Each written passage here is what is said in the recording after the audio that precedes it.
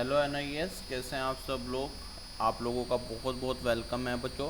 NIS class 12th का हम लोग अर्थशास्त्र पढ़ने जा रहे हैं। ठीक है, जो भी स्टूडेंट ये सोचते हैं कि भाई उनको नहीं आएगा, ठीक है, तो अब उनको आएगा डेफिनेटली।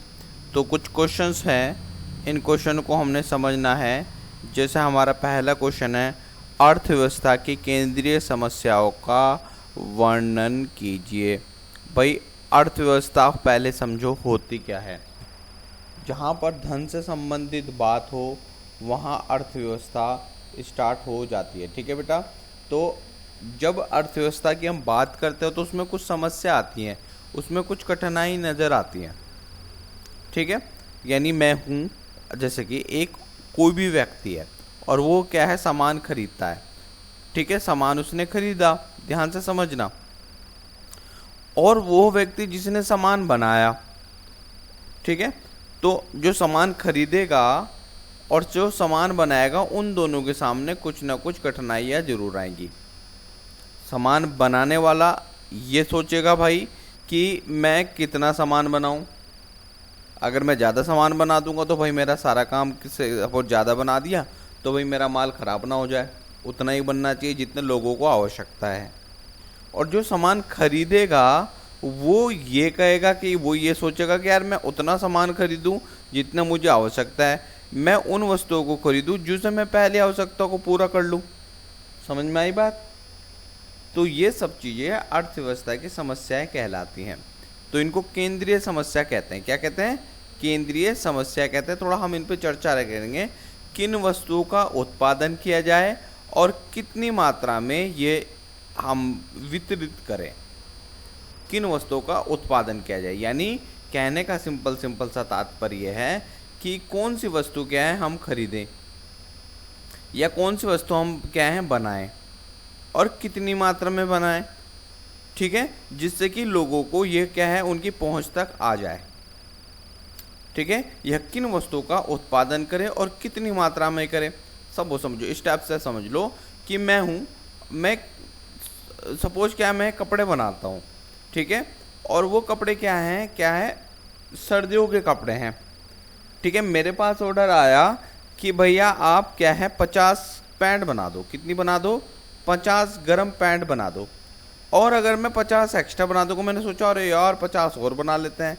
अब भाई सर्दी चली गई, गर्मी आ गई, तो बताओ वो नुकसान में आ गया ना। मैं नुकसान में नहीं आया, मैं नुकसान में आ गया। अब नुकसान क्या था कि मैंने 50 पैंट ज़्यादा बना दी। अब मैंने लोगों की आवश्यकता के हिसाब से नहीं बनाई। ठीक है, यदि मैं लोगों की आवश्यकता के अनुसार उसको बनाता तो मुझे लॉस ना आता। बात समझ में आई? ठीक है, यानी सिंपल सा है, मुझे कितना उत्पादन किया जाए, मैं कितना उत्पादन करूं और कितनी मात्रा में करूं, ये मैं लोगों के सर्वे के ऊपर होगी। सर्वे क्या होता है? लोगों की इच्छाओं को जानने को सर्वे कहते हैं भाई। ठीक है, दूसरी प्रकार की वस्तु का उत्पादन कम हो तथा विपरीत हो, यानी मुझे क्या है, मैंने सिंपल सा ये बात कर दी कि भाई मुझे कितनी चीज़ें क्या है बनानी है और कितनी मात्रा में बनानी है जिससे कि मेरा धन खराब ना हो। बात क्लियर हो गई यहाँ तक? एक अर्थव्यवस्था को ये निर्धारित करना पड़ता है कि खाद्य पदार्थों के उत्पादन करें या मशीनों का, शिक्षा का करें या स्वास्थ्य पे करें, सैन्य संगठनों पर करें या उपभोक्ताओं की वस्तु पर करें। तो ये सब चीज़ें आप लोगों को पता चल गई है। क्लियर है? अब देखो यहाँ पर एक सेकंड क्या बनाया है, वस्तु का उत्पादन कैसे करें। पहले तो ये हमने करना है किन वस्तुओं का उत्पादन किया जाए और कितनी मात्रा में किया जाए। अगर मैं उत्पादन कर रहा हूँ साहिबा कि मैं 50 चीज़ बना रहा हूँ और 50 की 50 बिक्री है, तब तो मेरी अर्थव्यवस्था बिल्कुल सटीक बैठ रही है। और अगर मैं 50 बना रहा हूँ और बिक्री 30 है, 20 खत्म, भैया वो तो मेरे गोडाउन में पड़ी है, सड़ जाएंगी। क्लियर है? दूसरी अर्थव्यवस्था कैसी है कि वस्तु का उत्पादन कैसे करें। कैसे कर सकते हो आप? अब भाई कोई सामान है, सपोज आपको अमेरिका भेजना है। ठीक है, अगर उन्होंने ऑर्डर दिया 150 का और मैं हाथों से बुन रहा हूँ, मैंने यहाँ 15 बनाई, तो अब मुझे किसकी आवश्यकता पड़ेगी? मुझे पड़ेगी मशीनों की आवश्यकता। मानते हो? अब देखो इसको पढ़ते थोड़ा सा पता चलेगा। सभी वस्तुओं का उत्पादन कई तकनीकों द्वारा हो सकता है। किसी वस्तु के उत्पादन में श्रम प्रधान तकनीकी का प्रयोग करें या पूंजी प्रधान तकनीकी का, यह निर्णय लेना होगा। अब मुझे 150 ऑर्डर बनाने हैं और मेरे कुल मात्र 15 ऑर्डर बन रहे हैं बेटो, तो भाई क्या है, मुझे क्या करना पड़ेगा? नई नई तकनीकों को ऐड करना पड़ेगा, है ना। मुझे नई नई तकनीकों को ऐड करना पड़ेगा, जिससे क्या होगा, मैं अपने ऑर्डर को जल्दी प्राप्त कर लूँगा। वरना तो संसार में, दुनिया में बहुत सारे लोग हैं, कुछ भी कंप्लीट कर लेंगे, वो एकदम से सब बुला लेंगे, भाई मेरा ऑर्डर ले लो, मेरा ऑर्डर ले लो। तो कहने का तात्पर्य ये है कि हमें उन वस्तुओं का उत्पादन करने के लिए जिनकी जल्दी आवश्यकता होती है, उसमें हम तकनीकी चीज़ को ऐड कर सकते हैं, जिससे कि क्या है, हम फायदे में हो जाए। समझ में आई बात? क्लियर है ना। अब एक यहाँ पर एक 3 चीज़ें ध्यान रखना, किन वस्तुओं का उत्पादन किया जाए, कितनी मात्रा में किया जाए। ठीक है, पहला ही समस्या होगी अर्थव्यवस्था की। दूसरी, वस्तु का उत्पादन हम कैसे करें। तीसरी, अब ये जो वस्तु है हम किसके लिए बनाएंगे। ठीक है, सपोज क्या करें, उड़ती हुई अर्थव्यवस्था सुना आपने? उड़ती हुई अर्थव्यवस्था किसे कहते हैं? कमेंट सेक्शन में आप मुझे बताएंगे उड़ती हुई अर्थव्यवस्था किसे कहते हैं। ठीक है, अब देखो उत्पादन किसके लिए किया जाए, माशाल्लाह अब ये भी बात होती है। यानी उत्पादन हम आदमियों के लिए तो करेंगे, उन व्यक्तियों के लिए तो करेंगे जिन्हें आवश्यकता है ना। अर्थव्यवस्था में उत्पादित वस्तु की कितनी मात्रा में उसे कैसे प्राप्त करना होगा, मतलब सिंपल सी बात ये कर लो, अगर आपके पास ऑर्डर आ रहा है तो आप तब बनाओ। सपोज क्या है, पैंट ही की बात अगर हम कर रहे थे, तो हमें कितनी पैंट बनानी चाहिए, कैसे बनानी चाहिए और किन के लिए बनानी चाहिए। भैंसे तो पहनेंगी नहीं ना पैंट, है ना। तो अर्थव्यवस्था में उत्पादित वस्तुओं की कितनी मात्रा कैसे प्राप्त होगी, अर्थव्यवस्था के उत्पादन में व्यक्ति विशेष के में किस प्रकार विभाजित किया जाए, यह आय पर निर्भर करता है। अगर मैं आपसे एक चीज पूछूं, सपोज दैट आप बासमती चावल खाते होंगे, बिल्कुल खाते होंगे बच्चों, क्या बासमती चावल आप खाते होंगे? तो भाई एक बात बताओ मुझे बेटो, ये जो बासमती चावल है सभी के लिए है? नहीं, ये अमीर लोग खाते हैं, गरीब लोग कहाँ खाते हैं। मोटे चावल भी नहीं मिलते हमारे देश में तो लोगों को ढंग से, है ना। मानते हो? तो ये सब चीज़ें हैं कि उत्पादन हमें किसके लिए करना है, कितनी मात्रा में करना है और कैसे करना है। ये 3 अर्थव्यवस्था की समस्याएं, आप इसको नोट कर लीजिएगा, बहुत अच्छे से आप इसको याद कर लीजिएगा, मैंने आपको समझा दिया। ओके बच्चा, अब हमारे पास एक प्रश्न बनता है, अर्थव्यवस्था की उत्पादन संभावनाओं से आप क्या समझते हैं? अर्थव्यवस्था की उत्पादन संभावनाओं से आप क्या समझते हैं बच्चों? तो भाई सिंपल सी बात है, आयशा साहिबा तो कुछ नहीं समझती होगी, टेंशन बराबर 1। देखो, किसी अर्थव्यवस्था की संभावनाओं का प्रयोग करके 2 वस्तुओं के जिन संयोजनों का उत्पादन करना संभव है वो उत्पादन संभावना कहलाती हैं। यानी किसी अर्थव्यवस्था के संसाधनों का प्रयोग करके 2 वस्तुओं के जिन भी संयोजनों का उत्पादन करना संभव होता है वे उत्पादन कहलाते हैं। ठीक है बच्चों, देखो बेटा अगला क्वेश्चन बहुत इंपॉर्टेंट है, इसको देख लेते हैं। सीमांत उत्पादन संभावना किसे कहते हैं? सीमांत उत्पादन संभावना किसे कहते हैं? देखो, सीमांत उत्पादन संभावना 2 वस्तुओं के उन संयोजनों को दर्शाती है, पेंसिल और पेन, जिनका उत्पादन अर्थव्यवस्था के संसाधनों का पूर्ण रूप से उपयोग करने पर किया जाता है। यह एक वस्तु की एक अतिरिक्त इकाई प्राप्त करने की अवसर लागत है। इसको आप लोगों ने देख लेना है बेटा, याद कर लेना, बहुत अच्छे से क्लियर कर लेना। यानी सीमांत, ध्यान से समझना, यानी सीमांत उत्पादन संभावना 2 वस्तुओं के उन संयोजनों को दर्शाती है, यानी उन जोड़ों को दर्शाती है जिनका उत्पादन अर्थव्यवस्था के संसाधनों का पूर्ण रूप से उपयोग करने पर किया जाता है। दोनों यूज हो जाती है ना, पेंसिल और पेन। यह एक वस्तु की एक अतिरिक्त इकाई प्राप्त करने की अवसर लागत है।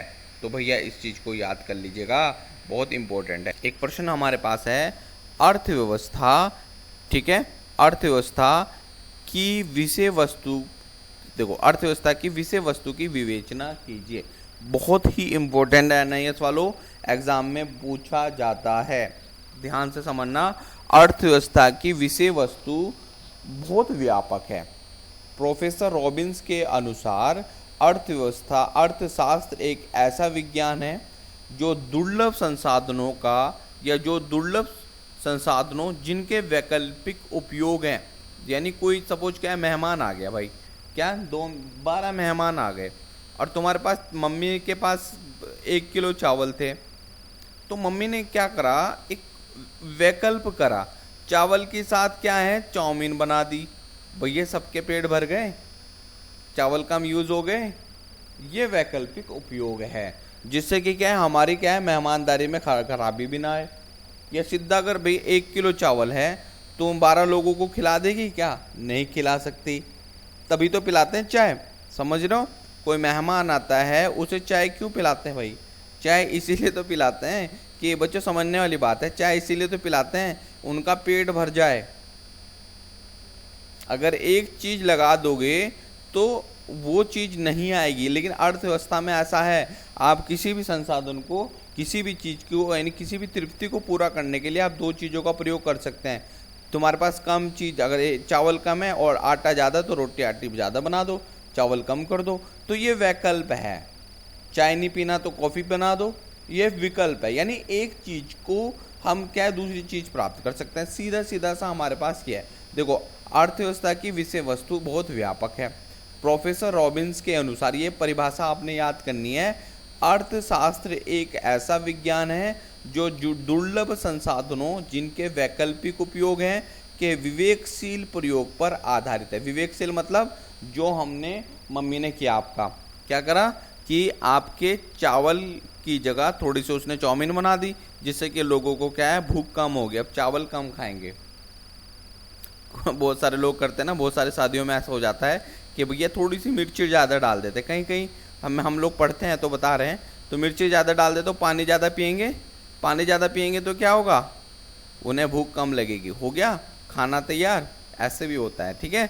चलो, अर्थशास्त्र एक ऐसी वस्तु है, अर्थशास्त्र एक विषय वस्तु है जो दुर्लभ संसाधनों के विवेकशील प्रयोग पर इस प्रकार केंद्रित है जिससे कि हमारा आर्थिक कल्याण अधिकतम हो। समझ में आया, अधिकतम ही तो होगा। चावल ज़्यादा नहीं खाएंगे, चाउमीन कम खाएंगे, चाउमीन भाई तो अधिकतम कल्याण ही तो होगा, इज्जत तो बच गई। घर में 12 लोग ये तो नहीं कहेंगे भैया क्या है, हमारे को इन लोगों ने हमें खाना नहीं खिलाया। अर्थशास्त्र के विषय वस्तु को 2 भागों में वर्गीकृत किया जा सकता है। पहला है व्यष्टि अर्थशास्त्र, पहले लिख सकते हो आप, मैंने लिखा, इनको नोट बना सकते हो, व्यष्टि अर्थशास्त्र। दूसरा समष्टि अर्थशास्त्र। बच्चों तो ध्यान से समझिएगा, व्यष्टि अर्थशास्त्र वह अर्थशास्त्र होता है जिसमें हम क्या है, कम चीज़ों को आंकते हैं। देखो मैं यहाँ लिख देता हूँ, व्यष्टि ट है ये अर्थशास्त्र, और दूसरा आता है समष्टि अर्थशास्त्र। तो भाई ये 2 चीज़ें हैं, इन चीज़ों को समझ लीजिएगा। यानी व्यष्टि अर्थशास्त्र में हम क्या है, एक वस्तु का अध्ययन करते हैं, परंतु समष्टि अर्थशास्त्र में हम क्या है, अनेकों वस्तुओं का अध्ययन करते हैं। अभी देखने को मिलेगा अगला क्वेश्चन, ठीक है। तो ये भैया चैनल को सब्सक्राइब करो। और समष्टि अर्थशास्त्र में क्या होता है, संपूर्ण अर्थव्यवस्था का जहाँ वर्णन हो उन्हें हम समष्टि अर्थशास्त्र कहते हैं। बच्चों ध्यान से समझना।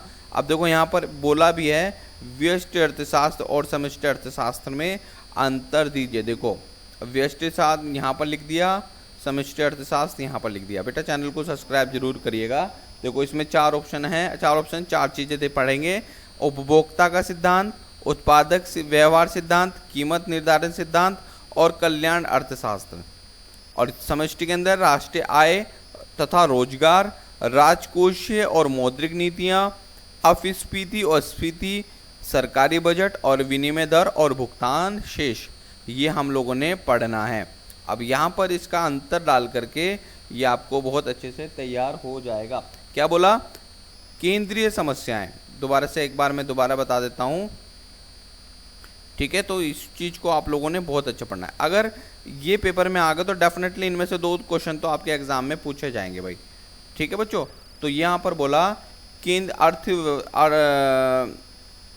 अगर आप लोगों ने, सिंपल सी बात है, अगर आप लोगों ने व्यष्टि अर्थशास्त्र और समष्टि अर्थशास्त्र में अंतर निकाल दिया, 5-5 अंतर निकाल के, ठीक है? मैं आपको नंबर बताता हूँ, व्हाट्सअप नंबर 8077917976, इस पर व्हाट्सअप करना है। अब जितने भी बच्चे कॉल करते हैं मैं उनका आंसर का ज़रूर देता हूँ, बस ऑफिस समय में कभी कभी कॉल नहीं उठा पाता, लेकिन जितना बनता है कि मैं कॉल उठा के आंसर का जवाब देता हूँ बच्चों, ठीक है? तो ये एक प्रश्न हमारे पास है, बाजार अर्थव्यवस्था और केंद्रीय योजनाबद्ध अर्थव्यवस्था, ये 2 चीज़ें आपके पास हैं, इनको आप लोगों ने अंतर करना है, पेपर में पूछ लेगा। इस अर्थव्यवस्था, देखो पहला पढ़ते हैं हम लोग, ध्यान से समझना भाई, बहुत ही इम्पोर्टेंट है, ठीक है? इस अर्थव्यवस्था में, ठीक है, इस अर्थव्यवस्था में ध्यान से समझना बेटा, ठीक है? इस अर्थव्यवस्था में मांग और पूर्ति की शक्तियों की स्वतंत्र अंतरक्रिया का पूर्ण वर्चस्व होता है, ठीक है जी? इधर केंद्रीय योजनाबद्ध अर्थव्यवस्था, इस अर्थव्यवस्था की मांग और पूर्ति की शक्तियों का स्वतंत्र अंतरक्रिया का अभाव होता है, ठीक है? दूसरा, इसमें बाजार कारकों का निजी स्वामित्व होता है, इसमें उत्पादन कारकों का सरकारी स्वामित्व होता है। केंद्रीय जो होती हैं वो सरकार के द्वारा चलती हैं, ठीक है? पूरा यहाँ पर सरकारी स्वामित्व होता है, इसमें लोगों का भी होता है, इसमें पूरा सरकारी स्वामित्व होता है, ठीक है? इसमें उत्पादन लाभ के उद्देश्य से किया जाता है, इसमें ऐसा नहीं होता, इसमें हम कल्याणकारी अर्थव्यवस्था का अध्ययन करते हैं, ठीक है? बाजार अर्थव्यवस्था को जान लेते हैं, और इसमें एक सरकारी उत्पादनों और परिवारों के निर्णय में कोई हस्तक्षेप नहीं होता, इधर होता है भाई, ठीक है? इधर पर हस्तक्षेप हो जाता है सरकार का। इसमें उपभोक्ता का प्रभुत्व होता है, इसमें उपभोक्ता के प्रभुत्व बाधित हो रहता है, क्योंकि सरकार द्वारा संचालित होते हैं, ठीक है? अधिकारों के कारण पूंजी की संचय की अनुमति दी गई है, इसमें अनुमति छीन ली गई है। संयुक्त राष्ट्र अमेरिका, फ्रांस, जापान आदि, चीन गणतंत्र, यहाँ पर ऐसा है, ठीक है बच्चों? बाकी ये फर्स्ट क्लास हमारी पूरी होती है, अगली क्लास सेकंड है, उसके बाद आगे हम लोग कराएंगे। चलिए, थैंक यू सो मच, जय हिंद, जय भारत बच्चों।